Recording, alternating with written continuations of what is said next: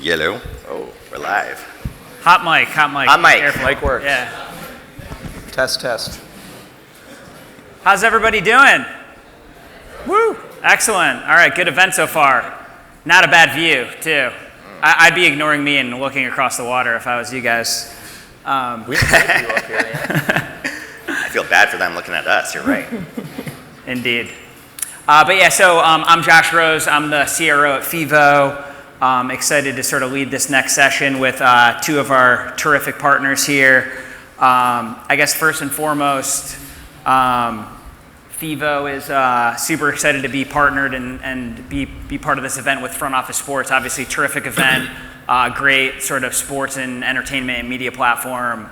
So really grateful to be here. Really quickly, just related to the panel topic, FEVO is a digital platform that sort of enables the social sharing and social purchasing of tickets. And we sort of integrate that technology with ticketing companies like Ticketmaster. And we work with about 750 or so sports teams and venues in North America. The Yankees are one of our best clients. So just related to the topic and the panel discussion, we're sort of at the forefront of fan experience when it comes to sort of digital and buying tickets and going to games and going to concerts and going to festivals. So obviously really excited to be here and sort of lead the panel discussion. Two of our best partners here, Ticketmaster and the Yankees.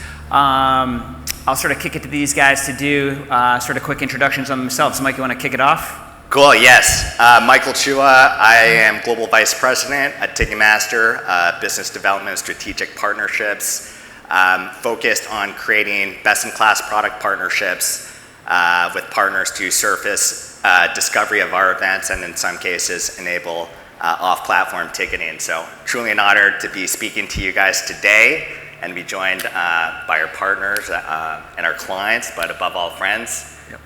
So looking forward to it. We're friends? That's We are great, now. yeah, okay. Yeah. All right, just wanted to make sure. My name is Mark Topley. I work with the New York Yankees. I am their Senior Manager of Tourism Sales. Sabrina, I forgot you were here. Don't tell anyone like he's overinflating what he does up there. You know, don't fact check me at all. I would appreciate that. I've been at the Yankees for a year, and we are focusing more and more every day on selling tickets to tourists, and that involves technology first and foremost, and working with both of these gentlemen here day to day. So excited to talk to you all, and congratulations as well on everything you've done. Thanks, guys. Well, let's kick it off. I mean, I think Ticketmaster is sort of at the forefront of fan experience. I think a lot of people in the room probably know Ticketmaster related to I can buy Yankees tickets through Ticketmaster, right? Tell us a little bit about sort of some of the partnerships that you're working on and kind of a little bit of the day-to-day of your role. Yeah, thanks. So why don't I sort of disaggregate the fan experience based off kind of like the partnerships that I do and then the in-game experience. I just happened to be at the Yankees game yesterday, not to kiss your ass, but you know, completely coincidentally. Good fan experience? It's a great one. Okay. I didn't think that you could serve sushi in a baseball stadium, but you know, here we are. So you know, I'll leave it to Mark to talk maybe about the in-game experience and you know, just really the strides that have been made on that front, even you know, since I was a kid. I focus mostly on top funnel awareness and working with technology companies, some of the biggest companies in the world, whether it be TikTok or Snapchat or Meta, to create event discovery on their platforms. So, you know, for their purposes, they want to create utility to their users. They want to connect their customers offline through real in-person events. So, you know, I get the privilege of working with not only those huge companies at the product level to inform some of their event data or even ticketing and commerce ambitions on their platform. I also get to work with high growth companies like FEVO who are really creating really interesting ticketing solutions on top of our systems, particularly around social buying and group ticketing. So happy to kind of jump into detail of any of these partnerships. But before that, maybe I'll pass it back to you, Josh. Yeah, for sure. We'll leave a few minutes at the end too if you want to ask these guys any questions. But yeah, I guess just to double down on that for 1 second. So I'm a fan or I'm a customer, I'm sort of browsing Meta, Snapchat, et cetera. So basically, what's sort of the benefit for me, and perhaps the benefit for somebody like a Snapchat or a Meta to sort of enabling this event discovery? Yeah. Well, pan out. So I fall within a group at Ticketmaster called Distributed Commerce, and our remit is to be where our fans are. And where we are today in the digital landscape, most of our time or more of it is spent on our screens, right? And more commerce is resolving on our phones. And the shift of attention is really changing as well, right? Where you have new players like TikTok who are commanding more screen time and more eyeballs than the rest of the social media platforms combined right now, I believe. So that would include Instagram, YouTube, whatnot. So it's incumbent on Ticketmaster to be in the places where fans are engaging with our client content, whether they're listening to the new Beyonce or Travis Scott album, or whether they're watching replays on YouTube or whatnot. So it's important for us to be where the fans are and to tighten the loop between discovery and being inspired by the content of our clients, whether it be the Yankees or some of our Live Nation artists, and provide opportunity for the fans to discover and buy tickets as well. So, this has come under the banner of a number of things throughout the years, but I would just call it contextual commerce. So figuring out how we, through deep product integrations with the likes of Meta or TikTok, to be able to surface that right event at the right time based on what the user's doing at that moment. For some of those companies, they do it because it's important to their users and they want to create stickiness to their platform. And in some cases, they want to drive more value for their constituents, a lot of those being artists or teams who are generating and inputting so much of the content that basically is the bloodline for a lot of these social media companies and for these content companies as well. So, that's one side of the house of what I do. The other side is working on bespoke distribution solutions for clients like the Yankees to target specific audiences that maybe Ticketmaster isn't specialized in or investing in a unique strategy for. So for instance, Mark brought up this excellent opportunity of hitting up tourists, right? If you think about a global IP like the Yankees, how are they building their brand or sustaining their brand internationally and making going to a Yankees game just part and parcel of your experience of visiting New York City? And I do have some experience with that, bringing my family to yesterday's game that I can speak to. But yeah, maybe yeah. Great segue, I think. I can expand on that. Yeah. If you want me to. Yeah, please do. Yeah. Maybe even to take a quick step back for Sure. a second. I think a lot of people in the room, we sort of have a lot of up-and-comers in their career. Sure. I think when we're sort of looking at career growth and where we want to sort of take our careers in sports and sort of in the entertainment industry, probably pretty typical to look at sort of sales or sponsorship or digital marketing or media operations, things like that. Let's take a quick step back for a second. Tourism. Yes. Being the head of tourism for a team, that's not really sort of like a widespread That's something you think of, yeah. role, right? So Yeah. give us a little bit about like what you do and then maybe sort of double down on what Chua was talking about. Yeah, absolutely. I mean, I think it's also beneficial to kind of talk about where I've been as well, because I've taken kind of a winding path to get into the sports industry. Graduated with a sports business degree, and like many of you in this room, I wanted to work for one of my favorite teams, right? In Philadelphia, wanted to do that. And then got a job at Disney on Broadway because I just loved Disney and applied for it randomly, having never seen a Broadway show. So don't limit yourself, I would say, to just working in sports. Think about entertainment at large, and we can all learn so much from other parts of this industry. And that's really where I learned about distribution. If you think of having a customer coming into the city from another country, I mean, what would you do if you went on vacation to Sweden or something, right? You Google things to do in Sweden, and you're looking for a website that is in the language that you can read, and you will book things based on that a lot of the case. So I learned working at Disney in theater, and then more recently for a company called Get Your Guide, which is a large online travel agency in Germany, that this whole world is so untapped by the sports industry. I think you might agree. Even live entertainment at large hasn't tapped into this fully. If you look up Empire State Building or one of the boat tours you may see driving around here, these companies have been distributing on Expedia, TripAdvisor, Booking.com, all of these conglomerate organizations that sell tickets in multiple languages across the world for many years. And I think we all in this room have an amazing opportunity to develop the right partnerships like these two right here who can really help with the technology piece, but to find the fans where they are, like you said earlier. And that is my day-to-day role, and we can certainly expand more on it. But predominantly focused on international is what I do day-to-day. So I guess for the room, maybe be a little bit more specific about exactly how you're sort of tapping into that tourism market. Yes. I think it's Chua related to the Yankees are sort of a global brand. I've actually been working on opening up FEVO internationally, Yes. so I've been going to Australia, I've been going to the UK. Wow. There are Yankee hats everywhere that you go, no doubt about it. So how are you guys actually tapping into that market and sort of getting in front of those fans? Yeah, so I joined the Yankees a year ago, and my first thought was, let's maximize the markets that we already know love us and come and see us already. So we looked at our data. X number of international guests find their way to our website and buy. As difficult or as easy as it may be, they found us through our primary website. And that was Mexico, the UK, and Canada. Those are the top three by far.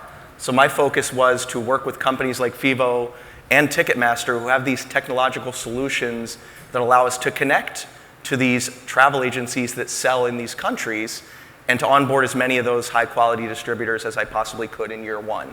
So it's the players that you've heard of, Expedia, TripAdvisor, Booking.com, my old company, Get Your Guide. That was kind of fun to leave that company and then onboard them as a client. And just sort of analyzing the data and maximizing the demand that we already know existed. I'm very excited in year two to think more about growth markets, markets that we know from the public data in New York City that are coming to New York City in droves, but we just haven't captured them in the past. So there are hundreds of distributors that we work with, big and small. You know, some of them we use Ticketmaster to deliver the barcode right to the guest, and some of them we actually use FEVO for the travel agent to log in and have an easy booking experience to book on behalf of the guest. So we can talk more about how technology actually works, but that was my strategy in year one leading into year two. I'm going to sort of kick it to you, Chua. Yeah, as far as you're saying that, I was seeing that, that Hudson boat, that tourism boat drive by. Yep. And, I would say over the last 5 years, there's just been a rush of venture capital into the investment of tourism and activities, systems and reservation systems distribution. So, today it's very easy to go book that river cruise or even kayak around the Intrepid.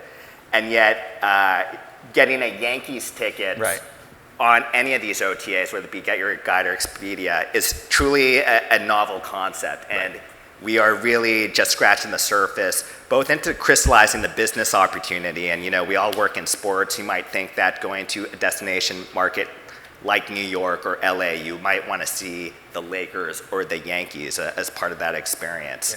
Yeah. But that's all kind of happening at the cutting edge, both in terms of the product and the technology getting to the point where we can marry the systems of event ticketing for Ticketmaster or SeatGeek or some of these primary systems to the data models of the online travel agencies, the ways that they're accepting data and metadata from that system. It's a major, major undertaking, and I think we've made the most strides as a business and industry over the last year. And just to personalize it a little bit, so my brother and his family are in town. They live in Macau, China. So my niece is 12, my nephew's 10. Don't know anything about baseball, right? So we went to the game yesterday. I was literally explaining baseball and the rules to them on the D train. And yet, despite that all, my niece already has a pink Yankees hat. She's been wearing it for years. So many of our customers, they just want the hat. They don't care about the team's performance, right? It's absolutely an experience. It's part of the experience, and it's part of understanding the American experience. Yes. As more of travelers are swapping out, material goods, or just younger audience in general, and replacing them with experiences. Going to events is really just part of the travel journey these days, right? I mean, I went to the UK for a conference, and I went to theater while I was there. And even having all of those websites that sell those tickets in the UK in English, which I can read, it was still difficult to understand what the seating options were and which websites were legitimate or not legitimate, right? So this is the challenge that we face for even folks who speak the language is finding the right places that they're looking for their activities when they travel. So, Chua, I know you're the business lead at Ticketmaster on this. You're not doing the coding or the technical work, but maybe just like super high level, could you kind of just like, I think it would be interesting for the group to hear this, could you kind of just like walk through how does sort of a Yankees ticket get enabled onto like a platform like a Meta or a TikTok, or sort of in Mark's world, like how does a Yankees ticket ultimately show up on TripAdvisor? Yeah. And you're right to call out the easiest job. You know, I just get to yammer, you get to sign new run partners. my mouth, and like, you know, while other people do the hard work. So it's a good question. So the role of any primary ticketer, I would say, is really twofold that you absolutely need to provide to the customer. And one is sell the ticket and then get that customer or fan into the venue. And then beyond that is the ancillary services, whether it be marketing, distribution, pricing tools, or a platform to manage high volume on sales, for instance. Those are the areas of value that Ticketmaster continues to invest in. For my role specifically, oops, sorry about that. It's really focused on this distribution and how we are creating a suite of API tools for third parties like a Meta or a TikTok or a FEVO to tap into our reservation systems and extract the right information to be able to publish and in some cases to sell that ticket on their platform. So it's a lot of API technology that is built on top of the primary system that my team maintains and iterates and builds products on. But you know, in a lot of ways as well, we also have the easy job too, because we are basically just providing the connectivity, the API hooks to tap into our system. But it's really a lot of our partners who are providing that novel customer experience or creating unique ticketing solutions on top of our core system. So you know, I think one of the best jobs of the company to work with some of these bigger consumer companies that I mentioned, you know, whether it's figuring out ticketing on Uber, for instance, or whatever the next big like consumer app is, but also getting to work with you know, innovative companies like FEVO as well. Terrific. And then on your side, sort of how are you sort of leveraging sort of the APIs, the endpoint, sort of the integration that Chua is referring to, and like how do you decide, you know, are you putting a ticket on TripAdvisor? Like how do you pick those channels? Yeah, the channel management selection is very difficult because we can vet one company like Expedia, for example, and we understand what Expedia is. It's a legitimate company. They walk us through the ticket buying purchase flow. We're comfortable with it, and we sign a contract. A lot of these companies connect to other companies, right? Like if you're John's travel agency in France and you don't have the money or the time to develop an API connection with Ticketmaster to get their barcodes to sell to your customers, you might just plug into Expedia, right? So then we get these second and third level connections that we have to, you know, sort of vet day by day and work with Ticketmaster to understand, okay, if we list on Expedia, where else is it going to be sold across the world?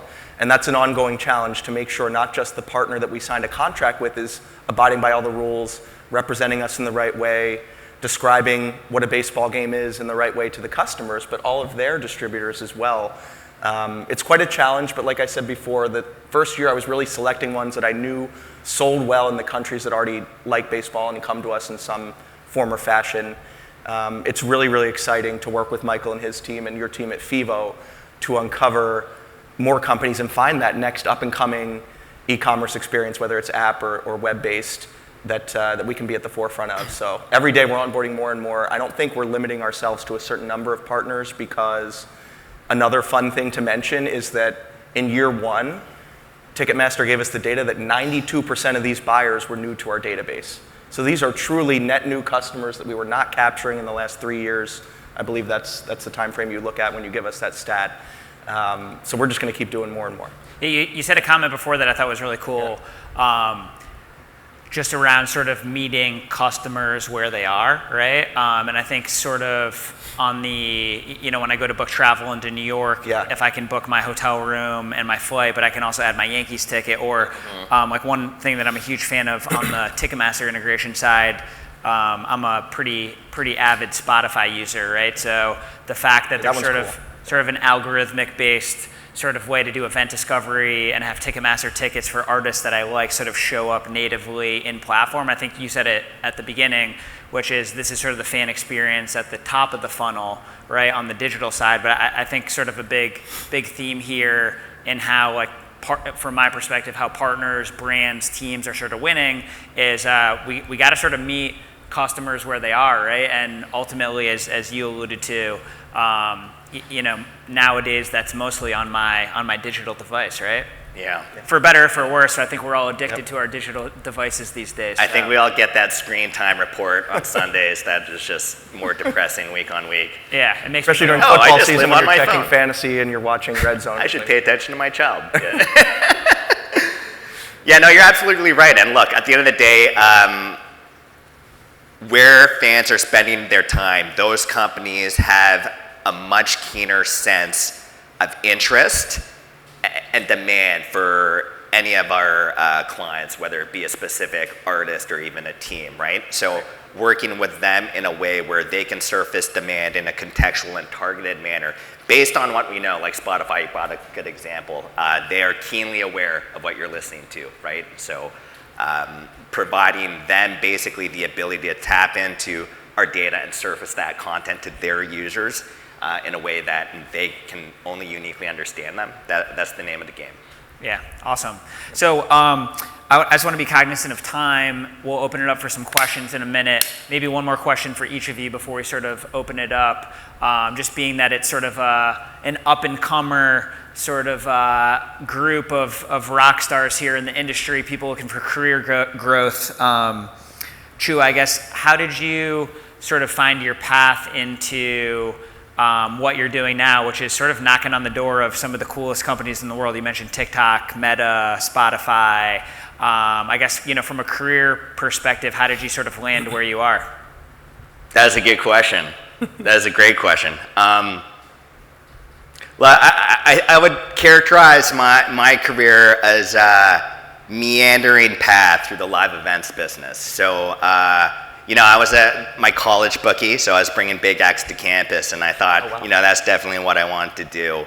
But I graduated in 2008, and I date myself not because no one believes how old I am, but really to make a point that LinkedIn, Glassdoor, none of this existed. So even if it still may be a somewhat arcane and hard industry to navigate today, it was even harder back then. So really what I did is earlier on my career, I said yes quite a lot. And, I keep thinking about career, and when I'm speaking to younger people in the business of explore versus exploit. So, when you're earlier in your career, the opportunity cost is lower in terms of trying different things than saying yes more. And I think that's how I would really kind of characterize the early part of my career. I started off in finance, and not because I was good at finance, but because that's what recruited on campus at the time. It's what my friends were recruiting for. I was competitive. So I started off in investment banking in a firm not too far from here, and I hated it. Go figure. And I was not particularly good at it. And I really looked for really just any opportunity to get my foot in the business, and it came in a truly unexpected way. I moved to Macau, China, and I booked K-pop concerts for a casino back then. And mind you, this is now over 10 years ago, so way before BTS or Blackpink, who's playing MetLife next weekend, 70,000 fans. This wasn't the first wave. Did I have any K-pop experience? Not at all. I'm not even Korean, but I flew overseas with just hope and a prayer, and I think anyone, particularly the people in this room, tenacity and grit will get you a long way. But I did use that opportunity, and I parlayed it into a number of different experiences. In the concerts business, I worked for a startup in London, a concert discovery app called Songkick. I used that experience to parlay into a role at Live Nation. I worked in their sponsorship business. and basically worked with a senior salesperson to build the modern sponsorship business across their festival network. So, I said yes a lot earlier in my career, and then now I think I'm shifting over more to exploit, like really specializing into something that I think I'm good at, both from a functional perspective, but also interest. From that sponsorship gig, I was recruited internally to Ticketmaster, and I love Ticketmaster, and I think I had the best job. I did not want to work at Ticketmaster back then. I think I wanted to more put on like the next Electric Daisy Carnival, if I was being honest. But I said yes, and I had no tech acumen, like literally no idea what an API was. But again, like anything with the right mentorship and dedication can be learned, particularly for people of your caliber in this audience. So that's kind of where I am right now. I've been actually in this role now going on 8 years, and again, I feel I'm learning something new every day, and a lot of that is off the back of tracking what companies are doing in the space. Companies like FEVO really providing a ear to our biggest clients on what their distribution needs are. So when Mark is like, it's crazy that it's so hard to sell to tourists, right?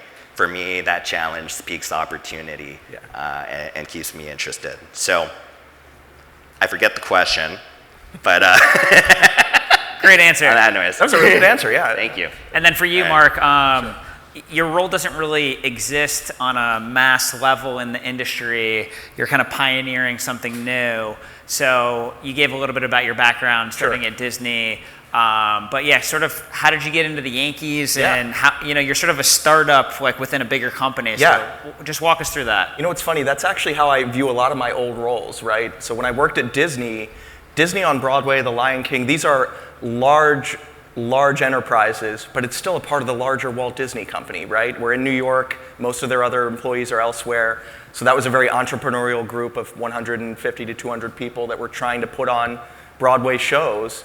And that is a competitive landscape. If you are a Broadway fan, you have to see a show right away, or it could be bye-bye next week, because it's a very competitive landscape there. So that was my first job in the industry.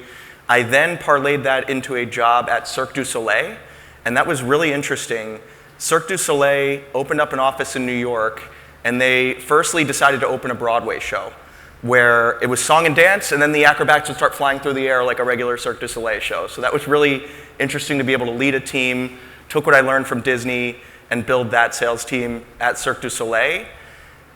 Even more interestingly, midway through that tenure, the NFL hired Cirque du Soleil to design and operate an attraction called NFL Experience in Times Square, which was around for like a year. So that was how I sort of got my feet wet into distribution. All of these attractions, distribution is so important to them. International tourism is so important. So that was an opportunity for me to learn the attractions business, right? So I came in with a sports background like all of you, and then I learned the theater business, I learned the attractions business. After that, I worked for 2 different third-party distributors that we now sell tickets on. One of them is domestic, it's called Entertainment Benefits Group. They are an employee benefits company. They own ticketsatwork.com. If you've ever worked in any of the large corporations outside of sports, that's what your HR department will give you as a part of your benefits package, to buy discounted tickets to anything from a concert to a movie ticket to a flight. And then more recently, Get Your Guide, I mentioned them. They are the largest online travel agency in terms of tours and activities only. That's all they sell in Europe. So they are now making headway in the US. My job there was to work with tours and attractions in New York and negotiate contracts for them to sell their tickets on getyourguide.com. So it's been a bit of a meandering path to get a job in sports, right? I have a sports business degree. I thought I'd work only in sports, and I would say that would be a big piece of advice I would give, is just be curious, say yes to a lot of things. You can still go to games on the weekends. You can still have a passion about sports even if you work adjacent to sports, is what I would say. And it's been amazing to be here at the Yankees. They were my client at Get Your Guide, and then they poached me, and I now started this department a year ago. And keep in mind tourism when you're looking for jobs within your own company, or you're looking to do entrepreneurial things in your own career, because when I go to these conferences, it doesn't matter if your organization is not in New York or LA or something like that. I'm there right next to the Cincinnati Zoo or an observation deck in Seattle, Every city has tourist attractions that sell tickets internationally. What might be less of a scale than New York or LA, but those jobs exist, and I think more and more sports teams are going to focus on this in the future as an untapped market.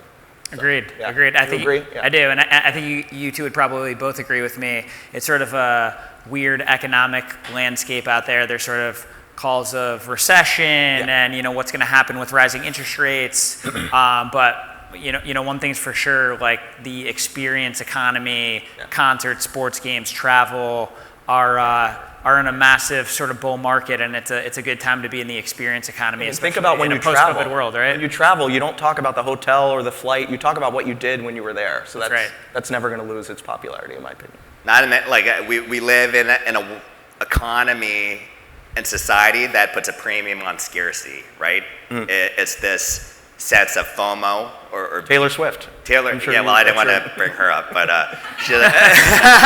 but that's precisely the point, right? Like scarcity around sneakers or a vintage watch. If you think about experiences, that is the truly ultimate scarce product, right? Seeing an artist at that one time, or seeing a specific matchup, or going to the Super Bowl or the F1. You can't replicate these experiences. They are inherently fleeting, and they are capped. So that's an I think advantage we have. That's the way I'm able to get more marketing from some of these third-party distributors. Is like, look, the Yankees games occur, and then we're in the off season. You can sell the boat, you can sell observation decks year-round, but really focusing on a core perishable experience is important, and gives us a lot of leverage. We're in a great business. Yeah, we are. We're really all lucky to be part of it. Yeah. Indeed. Well, we have about 5 to 10 minutes left, so we'll kind of leave it there. We'll take a couple of minutes to open it up for the room. Does anybody have any questions for Michael or Mark related to the Yankees or Ticketmaster or anything that we talked about? Yeah, in front. Hi, my name's Ali. I work for ESPN Social, but you talked about working with partners like Meta, TikTok. Obviously, those platforms are always changing, and like Twitter, for example, X, like Threads. How do you adapt to those changes and the way you get content there? That's a great question. If you follow the tech landscape enough, you'll just see that there are these investable themes every couple of years, and one company sets it and the others follow. And then you just see this herd mentality of investment. I'd say, some pan out, some don't. Remember the metaverse, for instance, right? And then AI being kind of the current one. So, for my role, it's really to stay abreast of these moments and of these themes. And what I've learned is getting business and product alignment at these companies that are, more often than not product-led, is extremely difficult. But when you do find that alignment, especially as it relates to what I do, so it could be event discovery, it could be deriving artist value, it could be commerce, right? A lot of commerce was a big theme in terms of all these companies trying to sell things on their platforms. So the good thing is events, concert data, sports data, they do kind of fold pretty neatly under some of these themes. And when they do become actionable, it's my job to make sure that Ticketmaster is front of mind as the first and best partner to innovate and test some of these themes out. And I would say some pan out and some endure, and then some are only as good as that kind of like captive 2 or 3 year period before the next theme takes precedence. So, what I'm looking for are partners. I will lean in to those opportunities at the behest of those companies because, we are in the business of innovating with best-in-class partners. But in terms of something enduring, that's fewer and far between. So you mentioned some of these companies that are coming up. who remembers Be Real? Yeah. I remember all of a sudden. What happened to that? I was like, what's our Be Real strategy? I'm like, Jesus. I'm like, so, I'd say the same about... Remember Vine? Exactly, right? And all these... Clubhouse. Oh, yeah, okay. Clubhouse, don't forget Clubhouse. Yeah. So, you mentioned Threads, and then, let's go X, right? Certainly, if they have a commerce strategy or want to test it out, it will be incumbent on us to do it with them. And I want to make sure that we're their front of mind, like I mentioned, to be able to test them. But in terms of creating something enduring, yeah, that's just kind of like, that's what we're after. And I think we do have some examples of partnering with like YouTube or Spotify, and hopefully now TikTok as well, where our clients or artists or teams are spending time to engage their audiences, and as long as those remain meaningful for them, that's where we want to be, right? And we'll grow with those platforms. Yeah, I might just add some quick color to your question too. I think obviously there's tens of millions of eyeballs across these platforms. So if you're a brand, if you're a team, it's a great place to do sort of engagement and sort of drive awareness and do sort of marketing. But because of the nature of the changes, you don't actually really own your audience on those platforms. They're owned by Meta. They're owned by Snap. So, as like a rights holder or a brand, I think one of the most important things is to like lean into it, to your point, because it's a great place to do brand building and sort of engagement. But you have to own sort of your own audience, and it's a great place top of funnel to drive awareness, but you do have to sort of get people into your own database, and sort of capturing first party data is super, super, super important, because you want to own your customer at the end of the day. So, a lot of people, I think, with some of those changes, like when you're audience building, for example, like look at some of the changes that just happened with X, which is there's sort of a little spat between them and Substack, and a lot of curators are sort of using X to promote their personal brand or their content, and now X is not letting their Substack links live on the platform, right? So you just lost sort of a whole distribution strategy for getting new customers. So I think that's sort of it's a little bit of a chicken and egg situation, right? Like it's a great place to audience build, but you also need to sort of engage your customer and own your own first party data as well, because of all the changes you alluded to. Yeah.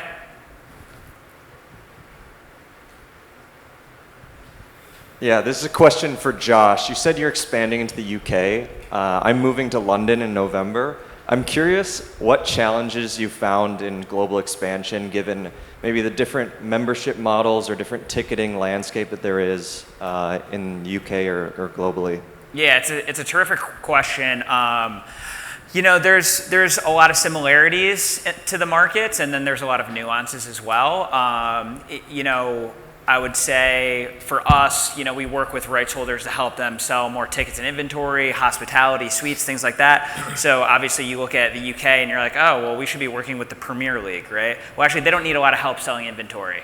They sell those games out. They have a whole membership model. Some of these teams are sold out for decades, right? For us, we sort of look to lean into opportunities where we can add value. So right now, the rise of women's sport, particularly women's football, in the UK is a huge opportunity, just given the sort of rise of women's sports. A lot of the professional women's football clubs are now actually moving their matches from sort of a small 2,000, 3,000, 4,000 person venue actually up to the big venue that might sit 40,000 or 50,000 seats. So we're sort of participating in that growth story and sort of helping those clubs drive attendance and awareness for those matches specifically. So I think, we sort of look where we can add value. You go into sort of some of the tier 2, tier 3 clients, like a rugby, cricket, some of the ancillary sports. There's a lot of opportunity there for us. I would say the big sort of differences, sort of boring but important, is sort of compliance and sort of how the EU and some of the countries abroad, like the UK, sort of handle data privacy, payments, things like that. So, we run payments and capture customer data as a product. So, ultimately GDPR compliance, there's a lot more sort of terms and conditions and kind of check boxes that you need to execute in order to operate in some of these countries. But, why did we pick sort of the UK and Australia to start? Obviously, it sort of goes without saying that as an American company going abroad, going to 2 English-speaking markets is sort of a smart first move. But sort of the density of concerts, festivals, sports in these countries is super, super strong. There's a passion for it, much like in the US, albeit a little bit of smaller markets. But, aside from some of the cultural and sort of compliance nuances, the kind of core ethos of people love sports, they love experiences, they're passionate about it. That's why we're ultimately going there. I think we have time for one more. I saw your hand first. Hi, I'm Annika with the Drone Racing League. Mark, this is a question for you, and you guys talked about it a little bit. I was just in Italy, and I've never seen so many people wearing Yankees hats everywhere. That's like great. Probably more in New York, so maybe market a focus. How do you think about curating, your strategies to each of the global markets that you're focused on? Because I can imagine it's pretty different everywhere you're focused. Yeah, I can tell you another fun anecdote, like similar to what you just said. There was an article in the New York Times like 6 months ago where they sent a reporter to Brazil because Yankees hats, like most of them knockoffs, to be honest with you, like in different colors, are like all over the beaches. That country is just blanketed with Yankees hats. And the takeaway from that article was that these customers had no idea that the Yankees were a baseball club. They just thought it represented New York. They saw Jay-Z wear it. They thought it was cool, which is great. I don't care, that's great. So I think that's my plan in the next few years, is to focus on markets like France and Italy or Brazil that are not necessarily baseball crazed, but we know come to New York quite a bit. The hat sells to a certain extent in those countries, and to kind of generate demand versus just capitalizing on the demand that already exists, like I mentioned before, where I focused on the UK, Mexico, and Canada. So I would say you're right on track with like the way my mind is working right now in terms of not just maximizing the countries that already love baseball and that come to us already, to find new audiences as well. So I'll give FEVO just a little plug on your question too. So one thing that we actually work on with the Yankees is our product will actually localize the customer journey. So you can sort of do Spanish language in the sort of purchase flow. You can do French, whatever language you want to. I think we take for granted localization is actually really hard, right? Like you sort of look at the geo or the IP address, where are they coming from, and then you have to sort of flip, into a new language, right? So I think the Yankees are really smart about sort of understanding where some of these audiences are coming from, and then they'll actually do specific customer journeys and even in some cases specific offers for we do it all the time. Yeah, for these demographics. So, for Hispanic Heritage Month, there's kind of a co-branded Yankees hat for all of these different Hispanic countries, and you can go in and sort of select a ticket to your country. It comes with a hat for your country. It's all localized in Spanish. So I think the Yankees are kind of pioneering sort of a way to reach these new international buyers as well. Yeah, and I can say, I focused a lot in this conversation about selling on other websites than our own, but I forgot that they actually translated our website for us. So we're focusing also on driving customers to our own website, but also distributing broadly. So we're happy that we're able to do both. So. Awesome. Well, I think we're out of time. Everybody give it up for them. Thank you, guys. That was great. Thank you, guys. Thank you so much. And we'll be back in about 5